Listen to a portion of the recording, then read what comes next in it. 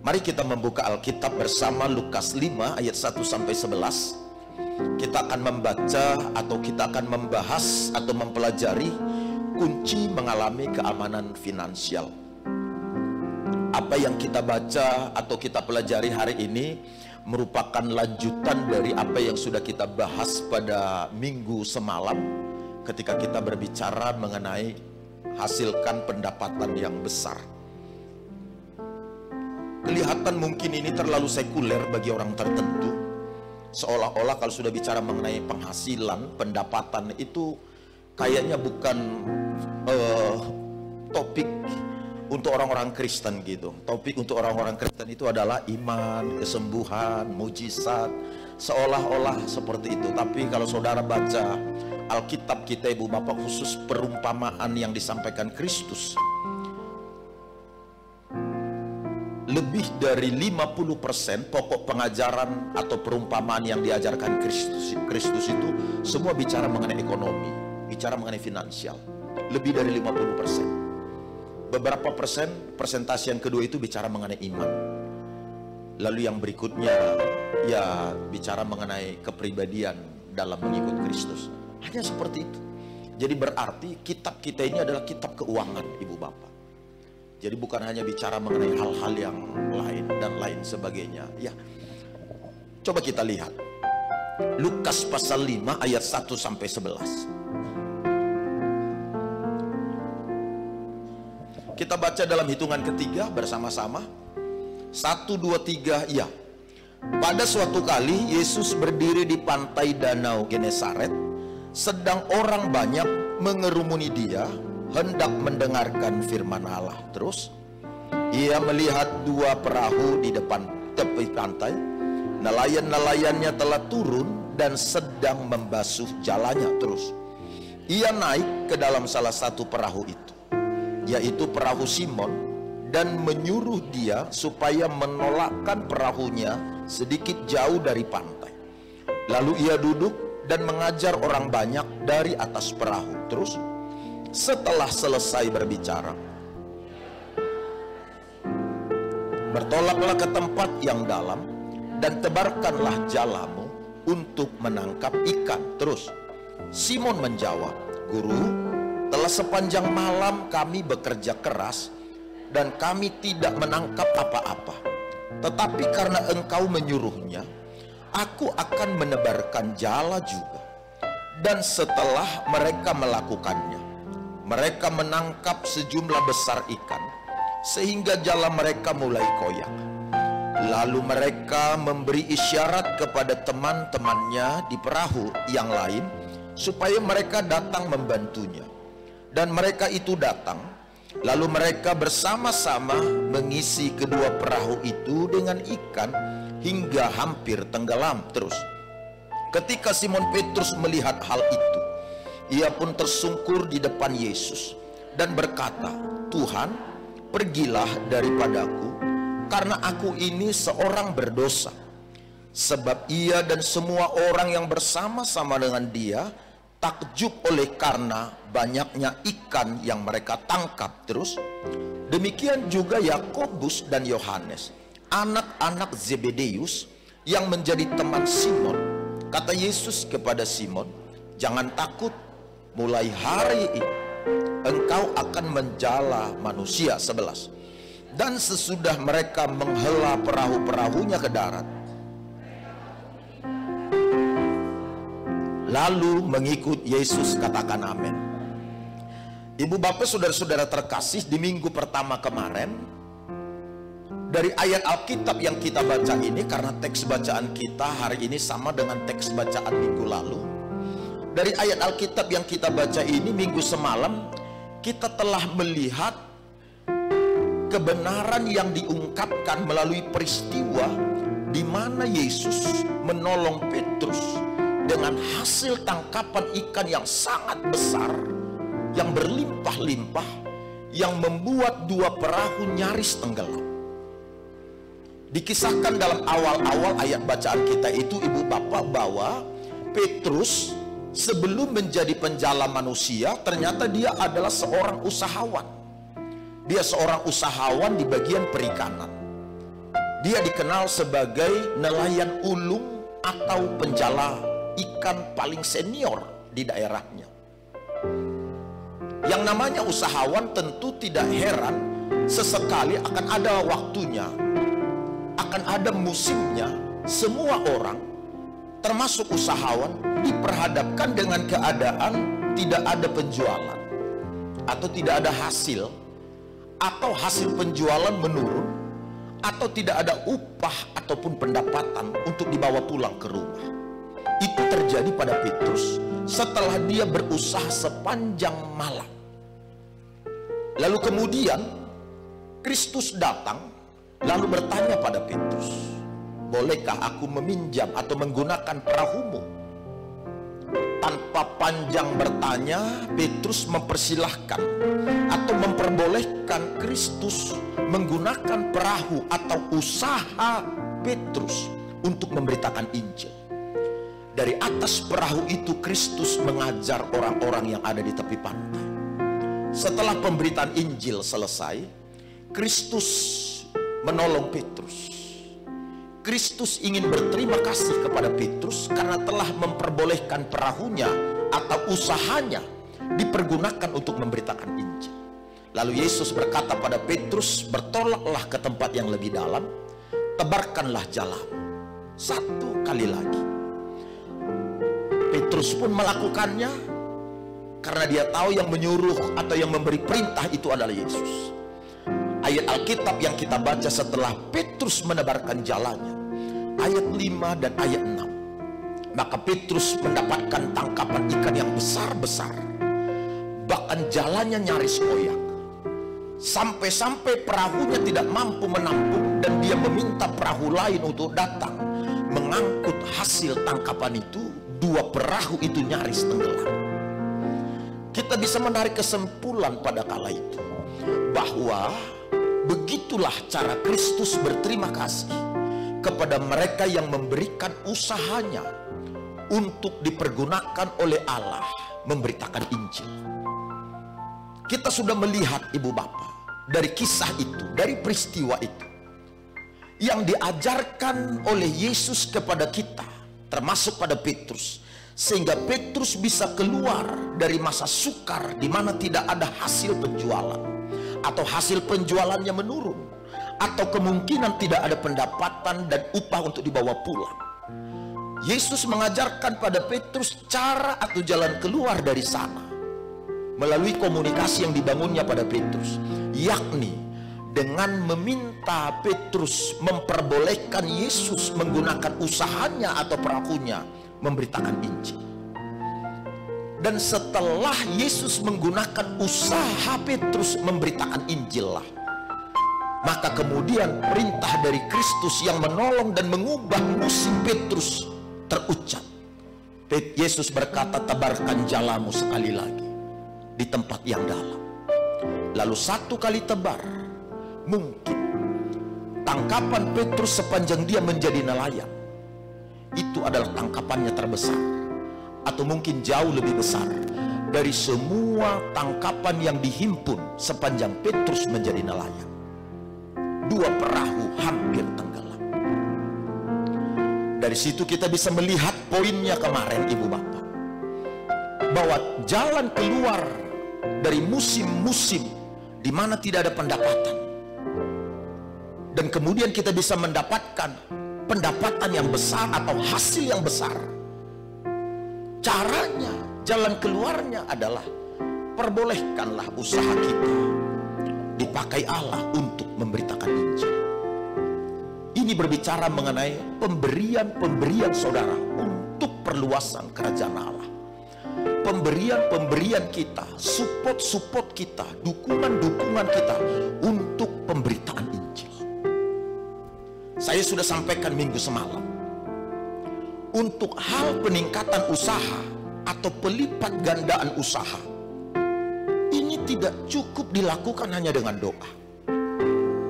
Tidak ada keterangan satu nats kitab suci pun yang menerangkan atau yang mengajarkan supaya mengalami tuaian yang besar, pelipat gandaan yang besar, tangkapan yang besar, doa puasalah. Tidak. ada hukum khusus untuk hal usaha. Ada hukumnya.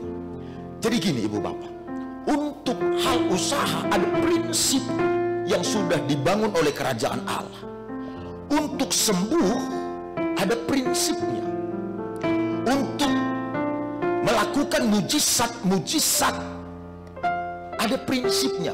Masing-masing hal yang berkaitan dengan kehidupan kita sehari-hari, termasuk berkaitan dengan usaha kita, berkaitan dengan pergumulan kita, berkaitan dengan impian dan harapan kita, masing-masing ini semuanya memiliki prinsip-prinsip yang spesial yang tidak bisa kita abaikan.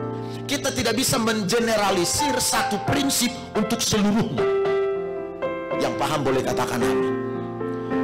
Semua ada tahapan-tahapan yang telah ditetapkan oleh firman Allah. Ketika kita mengikuti tahapan tersebut, kita bisa mendapatkannya. Prinsip supaya doa dijawab ada. Prinsip supaya hasil usaha dilipat gandakan ada. 2 Korintus pasal 9 ayat 6 yang sudah kita pelajari minggu kemarin. Kalau kita menabur sedikit, kita menuai sedikit. Kita menabur banyak, kita menuai banyak. Untuk pelipat gandaan hukumnya adalah selama masih ada langit dan bumi, tidak berhenti hukum menabur dan menuai. Artinya untuk mendapatkan tuaian yang berlipat ganda yang besar, prinsipnya atau hukumnya adalah nabur. Yang sudah didramatisasikan kemarin melalui untuk bisa menghasilkan banyak semangka, kita cukup menanam 1 biji semangka.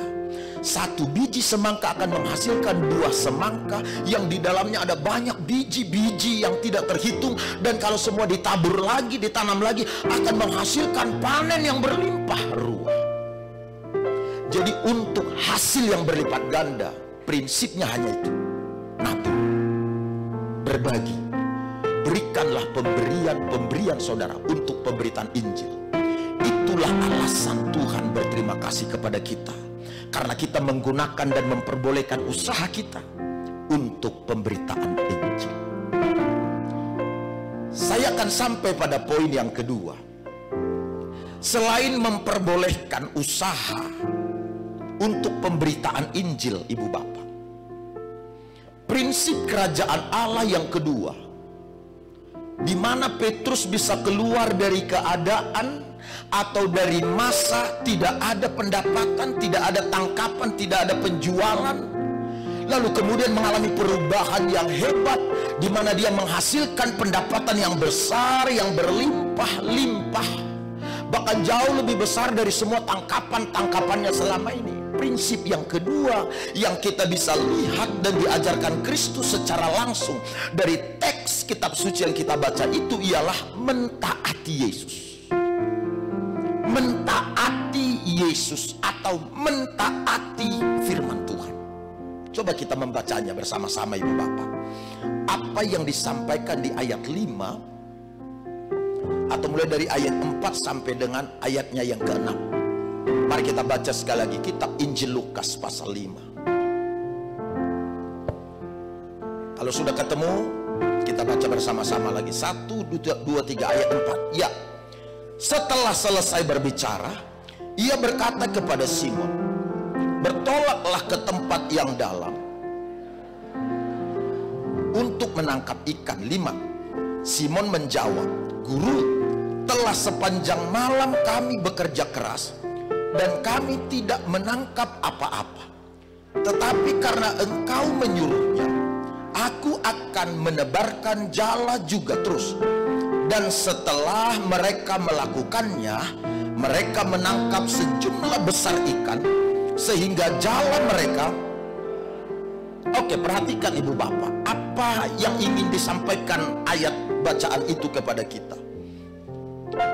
Ketika Yesus mendekati Petrus, bicara soal perahunya yang sedang terparkir dan dibersihkan Petrus, lalu kemudian Petrus menjelaskan kepada Yesus alasan kenapa dia tidak mendapatkan tangkapan sepanjang malam walau ia sudah bekerja keras.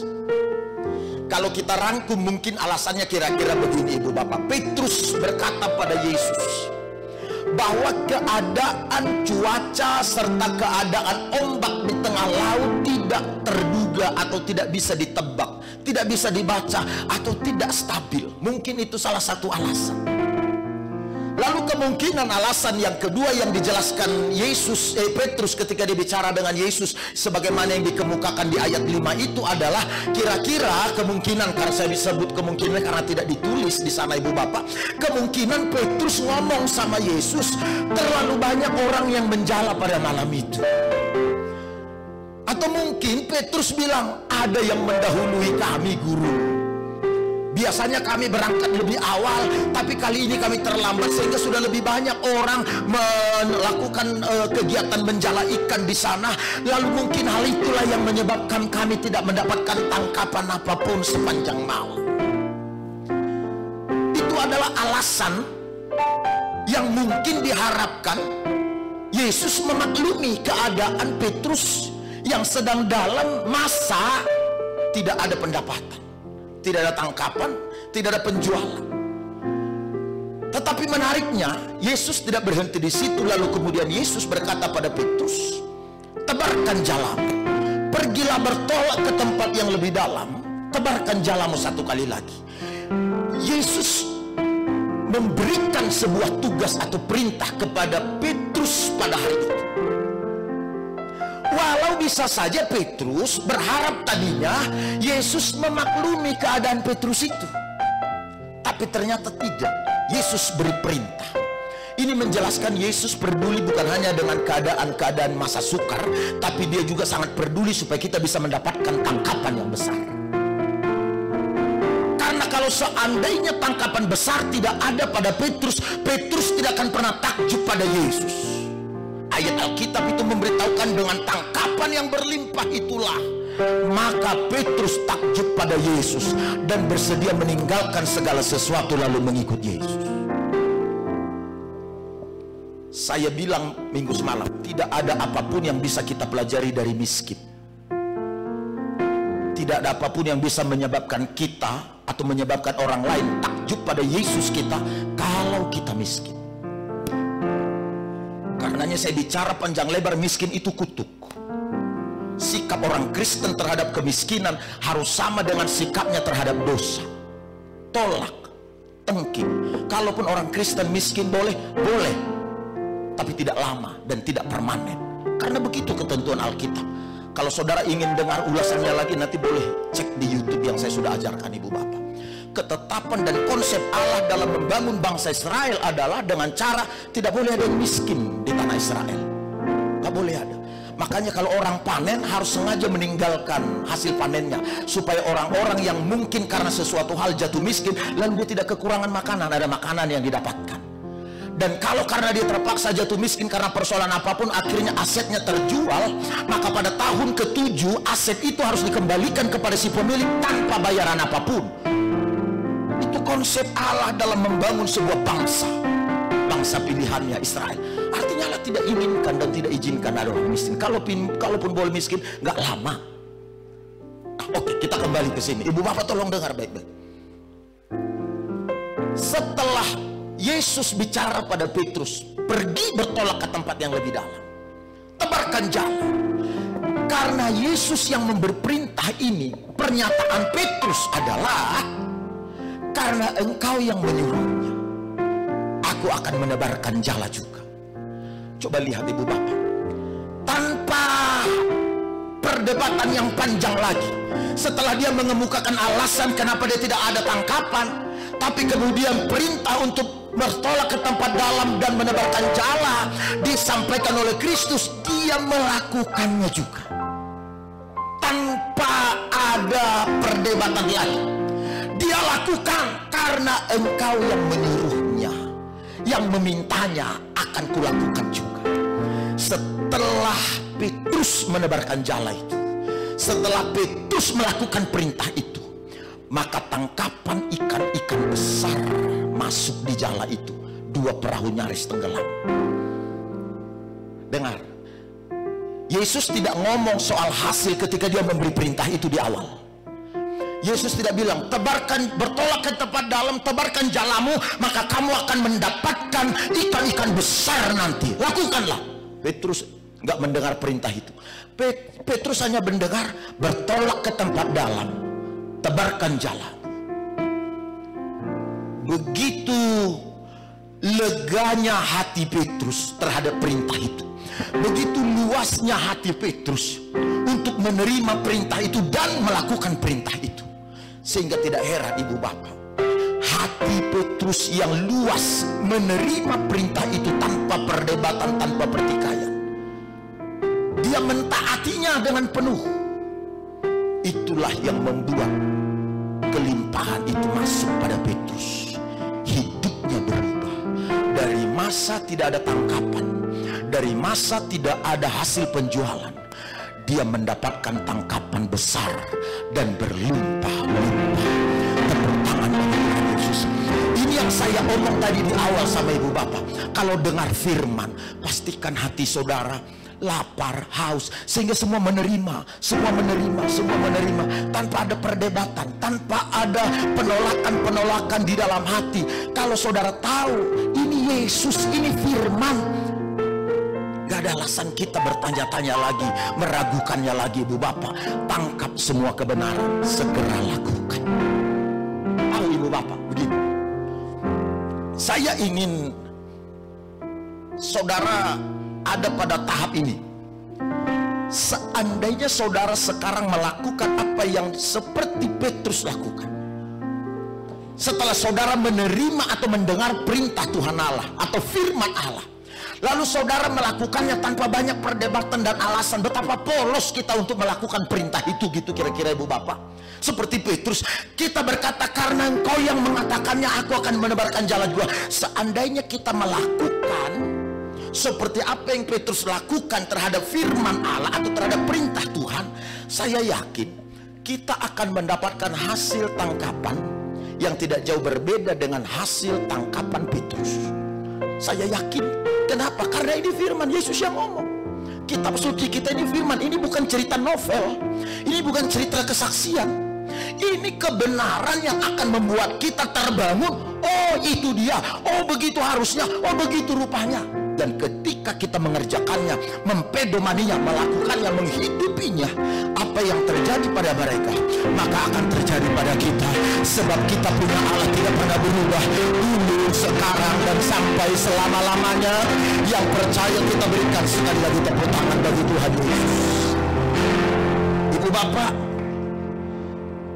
kalaupun selama ini kita punya alasan-alasan kenapa usaha kita nggak berkembang, kenapa penghasilan kita nggak bertumbuh, kenapa pendapatan kita rata-rata biasa-biasa, kenapa usaha kita tidak melihat hasil-hasil yang baik, bahkan tidak sedikit pailit atau bangkrut. Bukan hanya menurun penghasilannya, tapi juga bangkrut. Kenapa semua ini bisa terjadi? Ini yang saya ingin jadi perenungan kita. Makanya saya minta saudara seriuslah dengan firman ini. Jangan lewatkan. Mungkin kita bisa mengemukakan berbagai alasan. Kenapa nggak berkembang? Kenapa nggak bertumbuh? Kenapa hasil-hasilnya flat saja? Bahkan nyaris menurun. Mungkin kita bisa berkata alasannya adalah karena memang keadaan ekonomi lagi begitu sekarang. Karena faktor pengaruh politik. Karena memang semua usaha lagi mengalami krisis dan lain sebagainya. Tapi aku mau bilang begini sama ibu bapak, saudara-saudara sekalian. Keamanan finansial kita, peningkatan pendapatan kita, tidak bergantung pada keadaan ekonomi sebuah bangsa, tidak bergantung pada keadaan politik. Saya tidak meniadakan situasi dan keadaan secara fakta, tetapi ini bicara nilai kebenaran firman, supaya hidup kita, harapan kita, respon kita beda dengan respon orang yang tidak dalam Tuhan.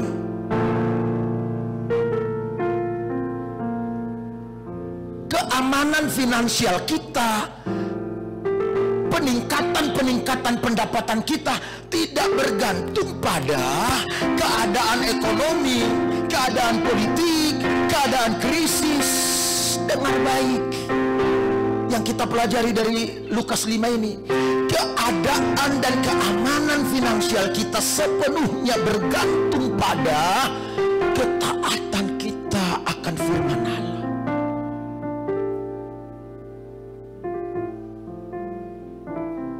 Sekali lagi, bergantung penuh pada ketaatan kita akan firman Allah. Kurang apa lagi peristiwa Petrus itu meyakinkan kita? Itu sudah langsung interaksinya dengan Yesus loh. Kita masih mau membantah ini. Tidak ada data atau penelitian apapun yang bisa membantahkan. Ada. Keamanan finansial,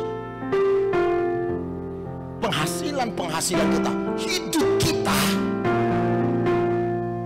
tidak dipengaruhi dan tidak bergantung pada apa kata orang, apa yang sedang terjadi di sekitar. Perumpamaan tentang membangun rumah di atas batu dan di atas pasir itu menguatkan kita tentunya bukan. Satu membangun di atas pasir, satu membangun di atas batu, sama-sama jadi, sama-sama berdiri, tapi lihat masing-masing rumah ini dihantam sama badai. Tapi yang dibangun di atas pasir roboh, yang dibangun di atas batu berdiri kokoh. Begitulah bisnis saudara, begitulah ekonomi saudara, begitulah hidup kita, begitulah keberadaan kita selama kita hidup di dunia ini. Goncangan akan ada, dan memang akan Tuhan izinkan goncangan supaya tampak siapa yang ada dalam tendangan, siapa yang dibangun di atas kebenaran, siapa yang tidak. Karena itu ibu bapak, apa kata firman, prinsip-prinsip apa yang diajarkan firman soal usaha supaya aman, soal finansial supaya aman? Ayo kita bangun, kita ikuti, kita terapkan tanpa khawatir sedikit pun, tanpa berdebat sedikit pun, tanpa menggunakan akal-akal kita untuk menentang kebenaran yang kita tahu itu adalah firman. Polos saja lakukan firman itu, selesai. Allah akan tolong kita kok. Allah akan berurusan dengan kita. Itu yang saya ingin terjadi pada anak-anak Tuhan, sehingga kita bisa melihat manfaat atau berkat atau ucapan terima kasih. Kita sebutlah begitu bahasanya, ucapan terima kasih Allah kepada kita karena kita bersedia melakukan firman-Nya. Tepuk tangan sekali lagi bagi Tuhan Yesus. Nah, saya tiba pada tahap ini. Begini ibu bapak,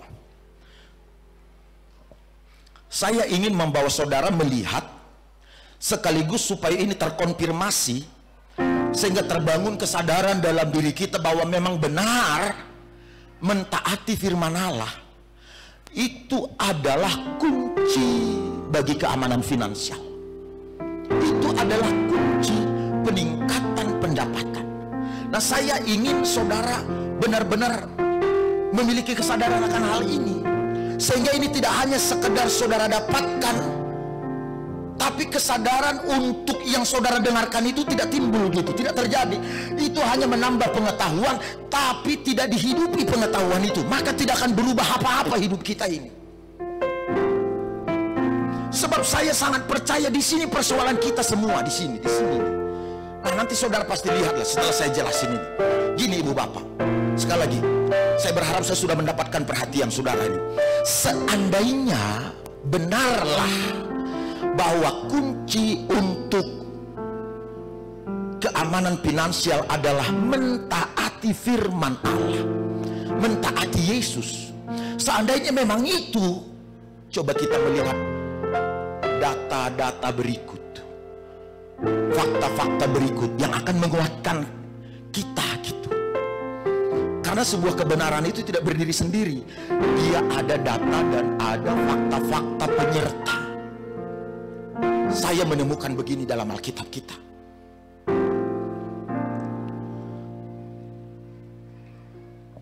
Kunci bahwa keamanan bagi finansial itu sebenarnya itu sudah diutarakan jauh sebelum Yesus berjumpa dengan Petrus yakni hal mentaati firman Allah.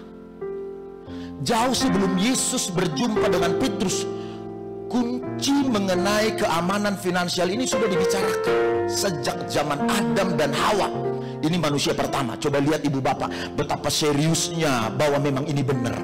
Saya ulang, zaman Adam dan Hawa melalui Kain dan Habil. Bagaimana mereka memberikan persembahan, menghormati Tuhan melalui persembahan. Lalu lompat kepada zaman Abraham, karena dari zaman Adam dan Hawa ke Abraham 2000 tahun. Zaman Abraham, Allah berfirman pada Abraham soal kunci ini, dan itu terjadi pada Abraham. Dari Abraham kepada Yesus 2000 tahun. Sebelum Yesus atau sebelum zaman Abraham berakhir, kunci itu diutarakan sekali lagi kepada bangsa Israel, bangsa pilihan Tuhan ini. Coba buka kitab Maliakinya, ayo. Maliaki pasal 3 ayat 11. Satu ayat. Maliaki 3 ayat 11.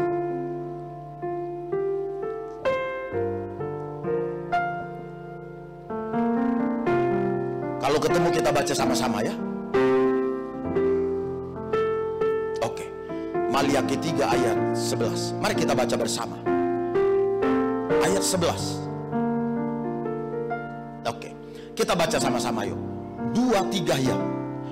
Aku akan menghardik bagimu belalang pelahap, supaya jangan dihabisinya hasil tanahmu, dan supaya jangan pohon anggur di padang tidak berbuah. Bagimu firman Tuhan semesta alam. Kalimat terakhirnya penting. Firman Tuhan semesta alam. Berarti apa yang diutarakan di atas itu berasal dari Tuhan. Kalau itu berasal dari Tuhan, maka seharusnya tak seorang pun berani membantah dan mengabaikan ini. Ini adalah pernyataan Tuhan langsung, itu maksudnya. Firman Tuhan semesta alam, pernyataan Tuhan secara langsung pada bangsa Israel sebelum zaman kegelapan berlalu, sebelum Kristus lahir di kandang domba. Prinsip mengenai finansial yang aman itu disampaikan persis pada pasal terakhir kitab Perjanjian Lama. Coba lihat ibu bapak, lihat ini. Tolong munculkan ayat Alkitabnya tadi. Di ayat itu, kalau saudara rajin membalik-balik Alkitab melihat konkordansi, saudara akan menemukan hanya ini satu-satunya ayat yang bisa saudara temukan di kitab suci kita, di mana Allah secara langsung akan berhadapan terhadap setan, terhadap iblis yang mencoba mencuri hasil panen kita, hasil usaha kita, hasil pekerjaan kita, yang menyebabkan orang tidak memiliki pendapatan, orang memiliki gagal panen, akhirnya terjerumus pada miskin dan melarat. Hanya ini satu-satunya ayat di mana Allah menyatakan bahwa aku akan pasang badan untukmu, untuk usahamu, kata Allah. Saudara nggak akan ketemu ayat lain yang bicara di mana Allah secara pribadi dan secara langsung menegaskan, aku yang akan melindungi hasil usahamu, hasil tanahmu, pekerjaanmu, kegiatanmu, aku yang akan melindungi langsung. Yang saudara temukan di kitab suci kita, saudara tahu apa? Kitalah yang diberi perintah oleh Allah untuk mengusir setan. Saudara akan ketemu itu. Kitalah yang diberi perintah oleh Tuhan Allah untuk berhadapan dengan iblis, setan. Kenapa saya sebut iblis dan setan? Karena Yohanes 10 ayat 10 memberikan keterangan begini, pencuri datang hanya untuk mencuri, membunuh, dan membinasakan. Pencuri itu maksudnya iblis. Iblislah yang berupaya memiskinkan seseorang. Iblislah yang berusaha dan yang senang kalau kita miskin. Iblis Iblislah yang berusaha membuat kita tidak bisa menikmati hasil usaha kita, tidak mendapatkan pendapatan dan lain sebagainya. Iblislah itu. Makanya Yesus menegaskan, pencuri datang hanya untuk mencuri, membunuh dan membinasakan. Jadi jangan saudara kira kalau kita miskin itu artinya kita rendah hati, atau itu artinya kita rohani. Kalau baca nanti kitab Amsal, rendah hati itu ganjarannya, kalau seseorang memang benar rendah hati, ganjarannya adalah kekayaan, kelimpahan. Jadi nggak bisa dihubungkan miskin dengan rendah hati, enggak. Yang cenderung miskin itu dihubungkan dengan kutuk, dengan kemalasan. Ada di situ. Makanya kita dibilang kalau miskin, belajar kepada semut, supaya kita dapat pengetahuan. Karena hanya pengetahuan yang akan bisa mengubah seseorang dari miskin menjadi diberkati. Jadi untuk mengalami finansial yang maju, coba lihat. Untuk mengalami finansial yang maju, tambahkan pengetahuan. Tambahkan pengetahuan. Saya ulang, tambahkan pengetahuan. Pengetahuan itu adalah hikmat. Hikmat menjadikan kita berdiri di atas raja-raja. Artinya menjadikan saudara berhasil. Makanya saya bilang jangan nyaman dengan kemiskinan. Kenapa Pak Pendeta? Karena saudara orang beriman, saudara orang Kristen. Panggilan kita menjadi berkat, bukan meminta-minta. Beda tangan di bawah dengan tangan di atas. Panggilan saya dan saudara jadi berkat, menjadi contoh dari kayanya Allah kita yang di sorga. Itu panggilan kita. Oke, kembali ke sini tadi. Coba lihat. Di banyak pasal, di banyak kitab suci, kita yang diperintahkan untuk berhadapan dengan setan, berhadapan dengan iblis. Tapi kali ini, di ayat ini berbeda. Dia ngomong, aku, boleh ayatnya tadi coba. Aku akan menghardik bagimu belalang pelahap, supaya jangan dihabisinya hasil tanah. Ini bicara penghasilan. Betapa pedulinya Allah dengan penghasilan saudara. Dia tidak mau kita mendapatkan penghasilan pas-pasan, tidak. Memang ada pasal-pasal di kitab suci kita yang mengajarkan kita menghormati orang miskin, supaya kita jangan membeda-bedakan orang, supaya kita memberikan support dan dukungan pada orang miskin. Tapi itu kemiskinan yang Tuhan izinkan. Tapi kalau dengan seseorang malas akhirnya dia menjadi miskin, kita diberi perintah belajar pada semut. Tambahkanlah pengetahuan. Itu maksudnya. Coba lihat ibu bapak. Aku akan menghardik bagimu belalang pelahap, supaya jangan dihabisi hasil tanahmu, supaya jangan pohon anggur di padang tidak berbuah bagimu. Coba lihatlah. Tolong kembali lagi, ini fokusnya ibu bapak. Saya tidak ingin saudara melewatkan semua intisari daripada kebenaran yang membuat saudara bisa mengalami keamanan dalam finansial. Supaya jangan bertanya-tanya. Kalau memperhatikan pernyataan Allah secara langsung ini, maka seharusnya adalah normal, atau adalah seharusnya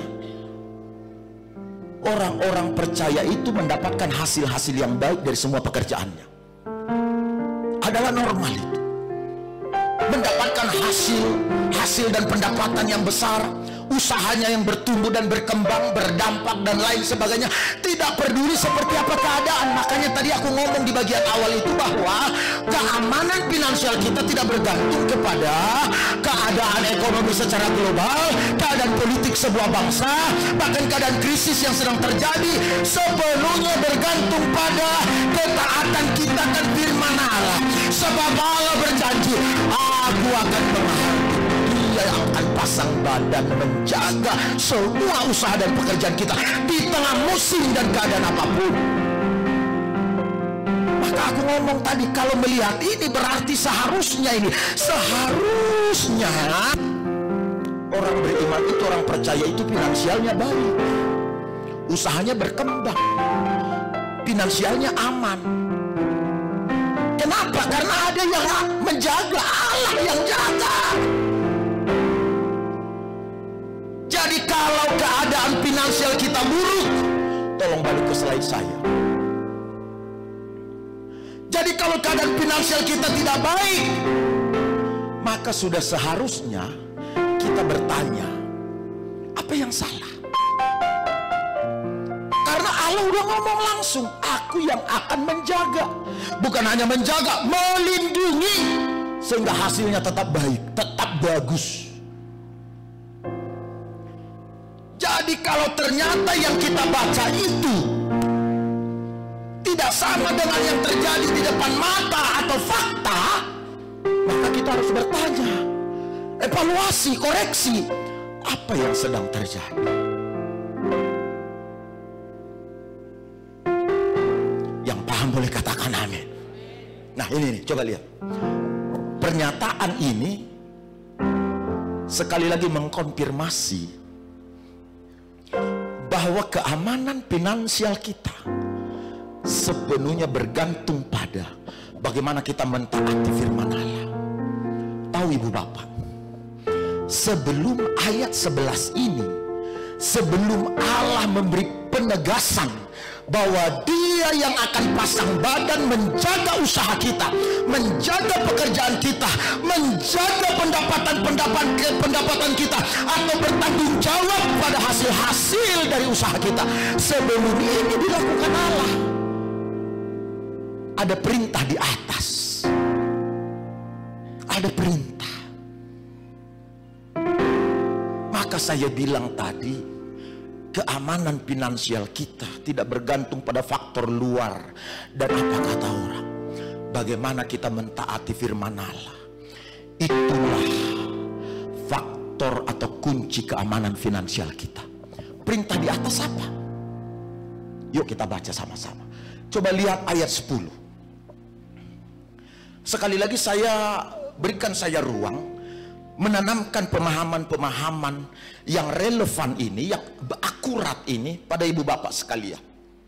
Coba kita baca ayat 10. Perhatikan bersama-sama ya. Kita baca 1, 2, 3 ya. Bawalah seluruh persembahan persepuluhan itu ke dalam rumah perbendaharaan, supaya ada persediaan makanan di rumahku, dan ujilah aku, firman Tuhan semesta alam, apakah aku tidak membukakan bagimu tingkap-tingkap langit dan mencurahkan berkat kepadamu sampai kelimpahan. Dengar sedikit ibu bapak saudara. Bagian awal itu adalah instruksi dari Allah. Sebelum Dia memberikan penegasan bahwa Dia bertanggung jawab atas usaha kita dan hasil-hasil dari usaha kita, sebelum Dia mengambil tanggung jawab untuk itu, perintahnya Dia sampaikan. Sama seperti sebelum Dia memberkati jala Petrus dan perahunya dengan ikan besar, bahkan nyaris tenggelam, Yesus lebih dahulu menyampaikan perintah, bertolak ke tempat yang lebih dalam.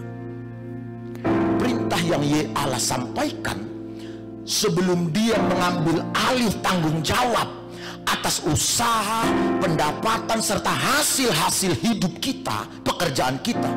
Dia ngomong, bawalah seluruh persembahan persepuluhan. Tadinya ibu bapak, saya akan khotbah di Pulau Nias, karena memang topik pembahasan kita 1 bulan ini bicara mengenai kebenaran ini. Saya ngomong tolong di reschedule yang di Pulau Nias. Saya akan ke Nias Barat, ke Nias Utara, Nias Induk, Nias Selatan, dan terakhir Gunung Sitoli. Lalu saya minta dibatalin, di reschedule, bukan dibatalin. Setelah di reschedule sama ibu, di jadwal minggu ini saya harus khotbah di Sidikalang. Karena ada jadwal yang memang sudah mendesak minta. Saya bilang sama ibu, Mam, saya sedang menyampaikan pesan Tuhan yang penting, yang saya tidak ingin orang lain menyampaikannya supaya jangan salah. Lalu karena Mam sudah terima jadwal, maka Mam yang khotbah di Sidikalang, saya tetap di Brastagi. Akhirnya dihubungi orang Sidikalang, dan orang Sidikalang mau siapapun yang datang gak masalah, yang penting dilihat kami, katanya. Maka berangkatlah ibu pagi tadi, dia khotbah di Sidikalang. Saya habis sesi ini langsung kembali ke Sidikalang karena saya akan sampaikan sesi di sana. Lalu ibu kembali ke sini, dan saya pun akan kejar lagi balik supaya bisa ngejar sesi 3. Betapa pentingnya buat saya yang harus menyampaikan dan mengajarkan supaya jangan salah. Karena kalau tidak dipahami dengan akurat, dengan benar, saya khawatir penyampaiannya bisa salah. Nanti saudara bisa membandingkan apa yang saya ajarkan ini dengan apa yang saudara dengar berkaitan dengan ayat 10 dan ayat 11. Sehingga sampai saya harus minta dijadwal dan diatur kembali penjadwalannya. Coba lihat begini. Perintah Tuhan sebelum dia bertanggung jawab atas semua hasil dan usaha-usaha kita, menjaga keamanan finansial kita, perintah Tuhan adalah bawalah seluruh persembahan persepuluhan. Dengar kata kuncinya, seluruh persembahan persepuluhan, bukan sebahagian. Saya ulang, bukan sebahagian. Nah, saya ingin hati saudara luas menerima kebenaran ini, menerima firman Allah ini. Amin. Saya harapkan saudara benar-benar luas dan mempersiapkan hati saudara melihat ini sebagai kebenaran mutlak yang tidak terbantahkan. Seluruh persembahan persepuluhan dibawa ke rumah Allah. Setelah perintah ini dilakukan, barulah penegasan dilakukan oleh Allah. Barulah Allah mengambil tanggung jawab atas usaha, hasil, serta pendapatan kita. Jadi kalau perintah ini tidak dilakukan, ibu bapak, kita tidak bisa mengharapkan atau meminta Allah bertanggung jawab menjaga stabilitas keamanan finansial dan usaha kita dari setan atau iblis yang mencoba mencuri hasil-hasil usaha kita, hasil-hasil pendapatan kita. Kita nggak bisa. Maka begini ibu bapak, kembali kepada pertanyaan saya, kalau seandainya usaha kita tidak stabil atau menurun, atau terancam pailit, atau hasil-hasil saudara tidak aman, mulai mengalami goncangan, penurunan dan lain sebagainya, evaluasilah. Evaluasinya begini, suami istri saudara harus dengan rendah hati duduk diam di kaki Tuhan, berdiskusi, berkata, kalau Tuhan menjamin dia akan menjaga, mengcover secara eksklusif, melindungi bukan hanya kita tapi juga usaha kita, tapi kenapa penghasilan kita tidak ada? Kenapa menurun? Kenapa hancur? Evaluasinya, apakah kita sudah membawa seluruh persepuluhan ke rumah perbendaharaan Tuhan? Kalau belum, ibu bapak, berdamailah dengan kebenaran firman. Dengan sukacita saudara suami istri, bawalah seluruh persepuluhan itu. Baru saudara bisa mengklaim janji Allah bahwa dia bertanggung jawab atas keamanan finansial kita. Karena itu ibu bapak, mungkin saya harus menambahkan sedikit informasi pada saudara. Kenapa membawa persepuluhan itu menjadi perintah? Dan kalau kita lakukan perintah itu, maka Allah akan ambil alih tanggung jawab atas semua usaha kita. Kan ke sana akhirnya pemikiran kita, kan? Kalau bukan ada sesuatu yang sangat penting di hadapan Allah, persepuluhan tidak harus jadi perintah. Tapi kalau ini menjadi sebuah perintah, berarti ada sesuatu yang perlu kita pahami supaya membawa persepuluhan itu menjadi kesadaran penuh pada kita. Bukan keterpaksaan, bukan karena mendengar sebahagian informasi, bukan karena aturan di gereja atau kewajiban, itu perintah.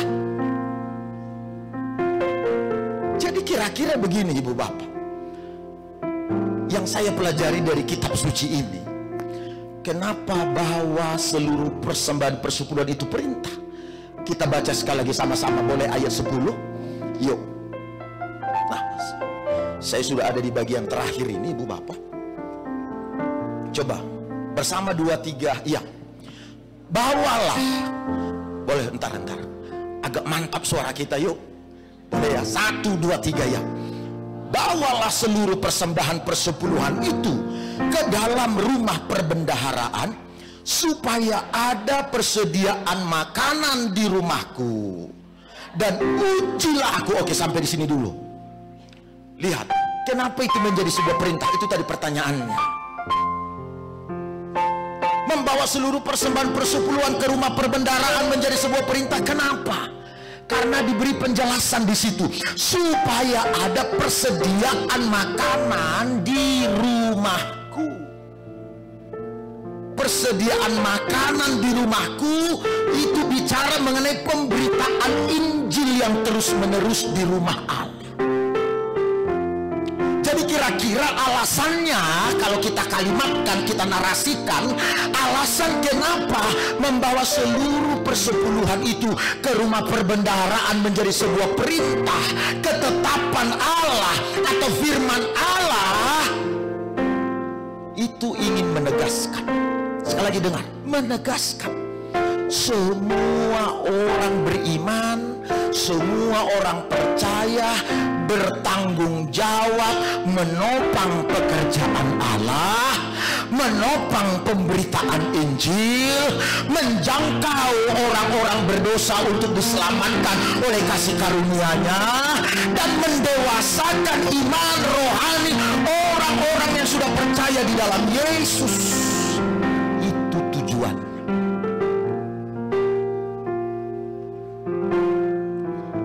Tidak akan menjadi sebuah perintah, Ibu Bapak, kalau ini tidak bermanfaat untuk misi utama Allah. Misi utama Allah apa? Dunia harus diselamatkan. Orang harus terima Yesus. Orang harus dengar nama Yesus.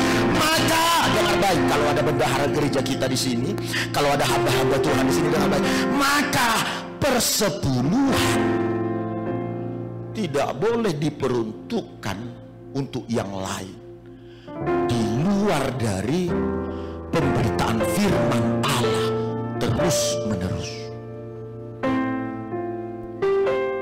Itu harus jelas, harus selesai di situ. Jangan sampai ada kita berpikir persembahan persepuluhan ini akhirnya bisa kita bawa, kita pergunakan untuk menolong orang sakit, korban bencana, dan lain-lain. Sosial, baksos. Enggak begitu prinsipnya. Karena apa? Persembahan persepuluhan itu dikhususkan untuk persediaan makanan di rumahku, kata Tuhan. Ini bicara mengenai pemberitaan Injil yang terus-menerus di rumah Allah. Kenapa usaha Petrus dilipat gandakan? Karena dia memberi usahanya bagi pemberitaan Injil. Itu yang pertama kan. Jadi begini, kalau ada pemikiran atau narasi yang terbangun di luar sana, di berbagai media, bahwa kalau ada orang sakit lalu ada persepuluhan, maka persepuluhan ini dipergunakan untuk menolong orang sakit, itu jauh lebih baik. Aku bilang itu adalah keliru. Untuk menolong orang sakit, kegiatan sosial lainnya namanya persembahan khusus, bukan persepuluhan.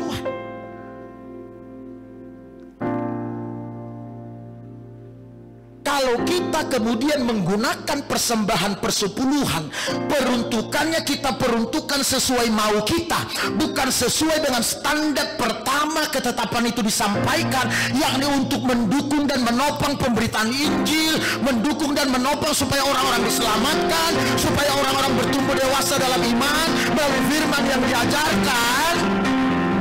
Itulah yang disebut di ayat 8. dan ayat 9. Coba buka ayat 8-9-nya. Boleh kita lihat ya, semoga tersampaikan kebenarannya. Ayat 8. Ayo. Ayat 8. Coba lihat, kita baca sama-sama. Ini lagi-lagi kita baca dengan kompak ya. Minggu semalam waktu saya sampaikan sesi di minggu pertama itu, orang bilang enak sekali kalau Bapak seminarkan itu, katanya sama saya. Ya ini anggaplah seminar itu. Kita baca sama-sama 2-3 ya. Bolehkah manusia menipu Allah? Namun kamu menipu aku. Tetapi kamu berkata, dengan cara bagaimanakah kami menipu engkau? Mengenai persembahan, persepuluhan, dan persembahan khusus. Kalau saudara baca nanti nggak cukup waktunya. Persembahan khusus, ada 2 persembahan yang wajib. Persembahan persepuluhan, persembahan khusus. Persembahan khusus ini untuk sosial, untuk menolong orang, untuk membantu saudara, untuk membantu keluarga. Persembahan khusus, membantu yang lain. Tapi persembahan persepuluhan itu hanya untuk persediaan makanan di rumahku, yaitu pemberitaan firman Allah. Kenapa pemberitaan firman Allah hanya untuk persediaan makanan? Yesus bilang dalam Matius 4, itu dikutip dari Ulangan pasal 8 ayat 3 yang disampaikan Yesus di Matius 4 ayat 4 itu. Yesus bilang begini, manusia hidup bukan hanya dari roti saja, tapi dari setiap firman yang keluar dari mulut Allah. Kenapa semua orang beriman harus bertanggung jawab terhadap pemberitaan Injil, menopang pemberitaan Injil, pendewasaan iman, bahkan juga membuat orang-orang diselamatkan? Karena kalau firman tidak diajarkan, firman tidak diberitakan, iman kita bagaimana bisa menang menghadapi persoalan di luar, bagaimana kita bisa menang menghadapi kekacau balauan, tantangan dan lain-lainnya. Makanya iman harus terus diisi, iman harus terus diperkuat, dan makanan atau kebutuhan iman firman. Target Yesus sebelum dia naik ke sorga, dia bilang apa? Beritakan Injil sampai ke seluruh dunia. Tolong dengar kawan, Injil itu gratis. Jangan salah, Injil itu gratis. Proses memberitakannya yang butuh topangan. Yang paham katakan amin. Makanya nggak boleh dimacam-macamkan itu persepuluhan, salah itu.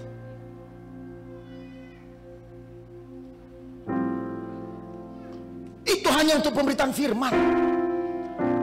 Begini, ibu bapak, aku harap ini membuat saudara semakin paham nilai pentingnya pemberitaan firman yang terus menerus melalui topangan-topangan persembahan persepuluhan kita. Semua kita orang beriman, semua kita orang percaya ini berhutang keselamatan kepada mereka yang beriman sebelumnya, yakni mereka yang membawa persembahan persepuluhan mereka. Sehingga oleh persembahan persepuluhan mereka, maka proses pemberitaan firman Tuhan disampaikan atau terlaksana dengan baik. Ada hamba-hamba Tuhan yang diutus dengan menggunakan persembahan persepuluhan, sehingga kita tadinya tidak kenal kebenaran, tidak tahu Yesus, kita bisa mendapatkan berita tentang Yesus, mendapatkan berita tentang firman Allah dari orang beriman sebelum kita, yang membawa persembahan persepuluhannya untuk mensupport pemberitaan Injil. Makanya saya dan saudara adalah orang berhutang kepada mereka orang beriman yang membawa persembahan persepuluhan mereka. Bayangkan begini, ini saya ingin saudara bisa membandingkan. Seandainya orang-orang beriman, semua orang percaya menahan persembahannya, menahan persembahan persepuluhannya karena ketamakankah, atau karena kepentingan pribadi kah, atau karena apapun, dengar baik, maka pemberitaan Injil tidak akan berjalan. Maka pemberitaan pendewasaan iman dan rohani tidak akan berjalan secara efektif, secara baik.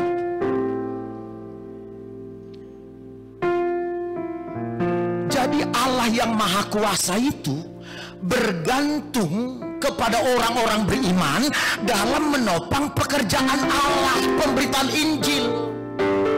Bandar narkoba, para penjahat lainnya tidak akan akan menopang pemberitaan Injil. Iblislah yang tidak ingin orang beriman membawa persembahan persepuluhannya ke rumah perbendaharaan. Karena kalau sampai itu iblis izinkan, maka itu akan menjadi ancaman bagi iblis. Sebab dengan persepuluhan yang kita bawa, proses pemberitaan firman tersampaikan, dilakukan, pendewasaan iman berjalan dengan baik. Itu artinya akan semakin banyak orang-orang yang ada dalam cengkeraman iblis diselamatkan, dijangkau, dan pekerjaan iblis akan habis. Karena semua orang beriman memberikan support pada pemberitaan Injil di mana. Begitu Ibu Bapak. Maka itu upaya iblis sebagai bentuk ketidaksetujuannya untuk orang-orang beriman membawa persembahan persepuluhan apa? Dia akan menggoda kita untuk meragukan firman Allah. Dia akan berkata, lah coba lihat itu orang gak kenal Tuhan, itu orang tidak beribadah, itu orang tidak tahu soal persepuluhan, kayanya luar biasa, finansialnya hebat. Lalu ketika saudara mendengar itu atau melihat itu, lalu saudara mulai berkata, oh iya ya, iya juga ya, iya juga ya.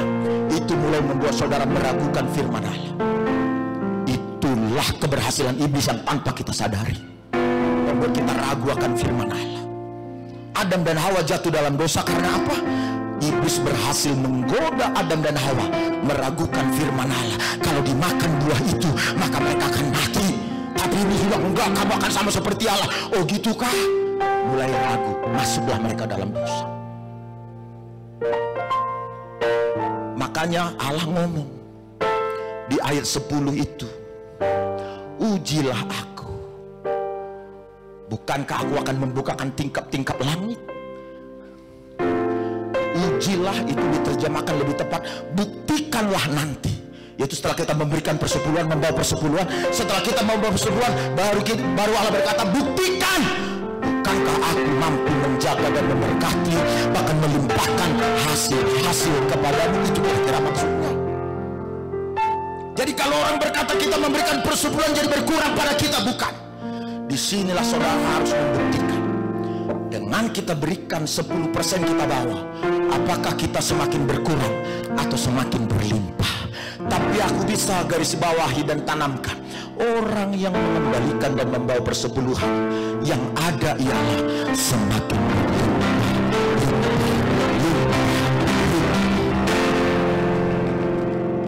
Mindset kita sudah terlanjur rusak, dibikin sama setan. Mindset kita seolah-olah kalau kita melihat mereka yang hidupnya diberkati, punya mobil bagus, punya rumah bagus, usahanya berkembang, lalu kita bilang, itu karena korupsi itu karena melakukan cara-cara yang tidak baik itu. Itulah mindset kita rusak. Orang-orang yang melakukan firman Allah, siapapun dia, apapun usahanya, pasti diberkati berlimpah. Mulailah berkata kepada mereka yang hidupnya bagus, usahanya bagus, rumahnya bagus, pekerjaannya bagus, hasilnya bagus.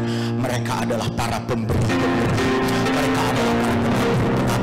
Mereka adalah para pemberi. Sehingga saudara termotivasi melakukannya. Stop. Hidup dalam menahan persembahan persepuluhan itu. Stop Ibu Bapak. Itu hanya merugikan saudara. Itu membuat Allah tidak bisa menjagai usaha saudara dan hasilnya. Coba sekali lagi dengan rendah hati semua saudara, cek pada diri saudara. Apakah persembahan persepuluhan ini menjadi penyebab kenapa usaha kita tidak berkembang itu? Kenapa hasil kita rata-rata itu? Coba dicek dengan rendah hati. Kalau memang iya, kita minta maaf pada Tuhan. Lalu ambil komitmen, aku akan ada di level itu.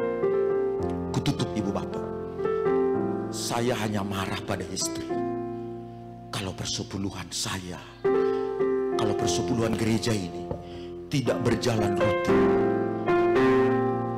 rutin ya, nggak jalan rutin, nggak setiap bulan gitu. Itu saya akan marah. Dari awal saya sangat komit dengan persepuluhan saya, sahabat saudara ini. Saudara bisa melihat dan mengukur gereja-gereja yang bertumbuh pun adalah gereja-gereja bertumbuh karena mereka membawa persembahan persepuluhan dan melakukan pemberitaan Injil. Semalam ada hamba Tuhan ngomong sama saya, Pak, kawan saya bilang harusnya Bapak sudah bisa ganti mobil kalau melihat finansial, tapi ternyata Bapak justru tidak begitu saja. Orangnya ada seadanya saja. Saya bilang, kalau saya pergunakan keuangan gereja untuk diri sendiri, saya bersalah pada Tuhan, dan saya akan mengikuti kesalahan-kesalahan yang lain. Gereja kita ini tidak akan punya 30 cabang, di mana cabang itu dibuka, beli tanah, kontrak tempat ibadah, dari support dan persembahan yang saudara berikan secara rutin. Makanya saya bilang sama bendahara, sama semua tim, persepuluhan itu nggak boleh untuk diakonia. Itu harus pemberitaan Injil. Buka gereja supaya mereka bisa mendengar Injil, menjangkau orang-orang, mendewasakan orang-orang. Itu peruntukannya. Jadi kita berkomitmen ada di posisi ini. Boleh katakan amin? Kita bersama-sama mengubah musim kita, sehingga Tuhan menjagai kehidupan kita, menjagai usaha kita. Sebelum kita nyanyi, saudara bertanya, lalu bagaimana praktisnya membawa persepuluhan itu? Amsal 3 ayat 9 sampai 10. Gak usah lagi kita baca. Persepuluhan itu saudara bawa seluruh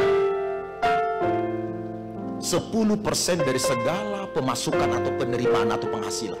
10%-nya, makanya namanya persepuluhan. 10% dari penerimaan atau dari penghasilan saudara bawa kepada Allah. Dan itu upayakan urutan pertama. Setiap kali saudara menghitung penghasilan, 10%-nya harus di urutan pertama. Kalau saudara bikin di urutan paling terakhir, setelah dikeluarkan ini, setelah dipotong ini, setelah biaya ke sini, baru sekianlah persepuluhan. Ini namanya kita tidak mendahulukan Tuhan dalam hal keuangan, tapi mendahulukan pengeluaran-pengeluaran. Ini namanya kita tidak berharap dan tidak ada pada level Tuhanlah sumber kita, sumber keuangan kita, taruh paling atas. Sebagaimana saudara membayar pajak, karena itu dijadikan Kristus jadi pembanding. Ketika kita bayar pajak ke pemerintah, apakah kita potong dulu pengeluaran ini, pengeluaran ini, baru sekianlah pajak kita? Dalam Matius pasal 17 ayat 22 sampai 27, Yesus ngomong, apa yang ada di koin itu, gambar kaisar, berikanlah kepada kaisar apa yang menjadi hak kaisar. Berikan kepada Tuhan apa yang menjadi hak Tuhan. Ini sekaligus menjawab pertanyaan, bukankah lebih baik kita menolong keluarga kita, orang tua kita yang lagi sakit dan butuh uang, daripada memberikan persepuluhan ini? Jawaban Yesus, berikanlah kepada orang tua saudara apa yang menjadi bagian orang tua saudara. Berikanlah kepada Tuhan apa yang menjadi bagian Tuhan. Jadi jangan dibandingkan. Lebih baik ke sini. Hukum Tuhan itu harus berbanding lurus. Kasih kepada Allah, kasih kepada sesama. Kita lakukan bagian kita pada Allah, lakukan bagian kita pada sesama. Matius 23 ayat 23 bilang, yang satu harus dilakukan